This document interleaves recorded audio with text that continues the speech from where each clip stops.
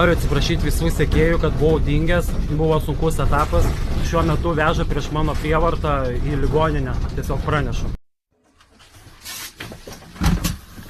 Štai būtent šitie žmonės nusprendė kaip teisėjai, kad man reikia atsigydytis, nors esu visiškai adekvatus, nekeliu nei savo, nei aplinkiniams problemų. Prikalbėjau nesąmonių, ten išvis vėjų, kažką prisvaigau ten apie šiaip nesąmonės. Ir sako, važiuojam į psichiatrinę. Sakau, ką, aš jums melavau viską.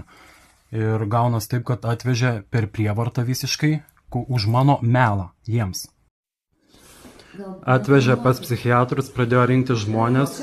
Nesuprantu kodėl. Šitie žmonės man draudžia išeiti iš kabineto. Aš nieko ne... Žiūrėkit, ką daro. Žiūrėkit, ką daro. Jūs neturite tokios teisės. Jūs neturite tokios teisės. Jūs neturite tokios teisės. Žiūrėkit, va.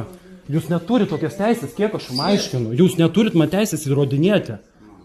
Psichiatrinėje esu. Bandė uždaryti psichiatrinę per mano prievartą. Pabėgau. Gydytojai ir psichiatrai bijojo viešumos ir kalbinėjo, kad ištrinčiau video.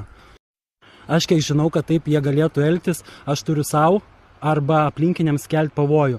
Bet aš nei savo, nei aplinkiniams nekeliu, aš adekvatus ir suprantu, kur fantazija, kur realybė ir mane tiesiog noriu uždaryti.